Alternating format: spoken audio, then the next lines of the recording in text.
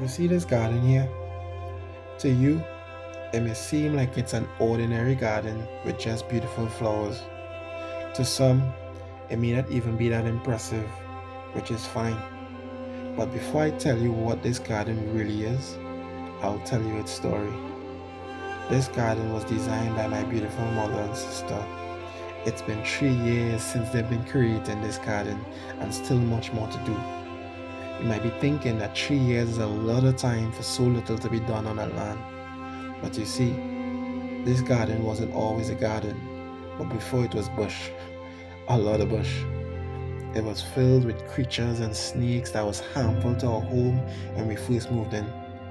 At first, it wasn't about any garden, but instead it was just all about clearing enough of the land so that my niece, who was still very young at the time, wouldn't be endangered by any of the creatures and snakes when she's outside.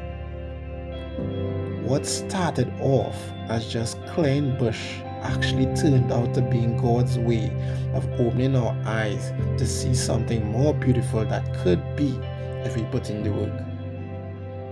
My sister began getting a desire to clear this land even further than she was expecting to, and it came across crazy to so many people at the time that they tried to stop her by saying offensive words to her and speaking wrong against the land. But how many of you know that what God bless, no man can curse? My mom, being an expert of plants and garden, she found a spot on the land where she was able to dig up rich soil that was used to produce her own garden soil and even able to produce bags of it to sell as a business. But after a while, the heavy rains came and caused the entire area to turn into a swamp. We couldn't retrieve soil for anymore due to how badly the land was flooded. Even a large tree fell. After a while, the mess was so bad we weren't able to put any work into the land anymore, and it felt like we just fell right back into the state where it all started and where snakes and other creatures started appearing again. It wasn't until only after a couple months passed my sister overcame the mindset of giving up and began working on the garden again with my mom. Day by day, week by week, they worked tirelessly. Drains had to be dug for the water to find its way to the main drain. The tree had to be cut into pieces, and what was supposed to destroy the garden was actually used as plant tools and decorations. Today, after all the trials my mom and my sister had to endure, they've managed to bring the garden to a point where we as a family and guests can enjoy the ambience of it. Also, what used to be dangerous area for my niece has now become a playing field for her to enjoy. Here's why I told you the story of this garden. I told you all of this to tell you that when I look at this garden, I don't see a garden. I actually see a representation of us and God. Maybe your life is like the bush before the garden, when nothing makes sense and everything in your life isn't only toxic and harmful to you, but also to those around you.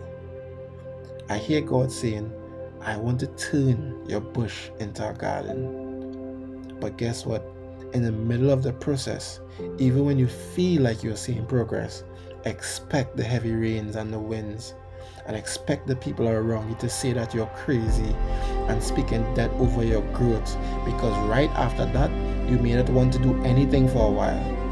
You'll feel like giving up, because after some time, what once used to look like progress can actually look like it's all falling right back into the same state it started with.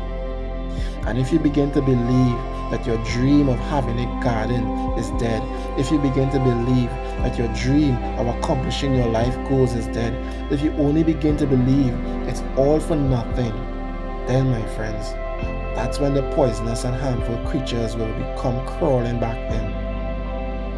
But here's the most valuable thing I caught after the rains.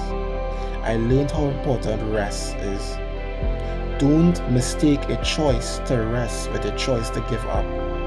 It's only until you rest in God after your trials will then you'll be able to start back working at it again even more effectively. And just like the trees in the garden, what was meant to destroy your dream will actually be used to make it look even better in the end. So don't stop believing in your gift. Don't stop believing in your process. Don't stop believing in yourself. And most importantly, don't stop believing in God. Choose to live your risen life, because it's not only a dream, it is promise.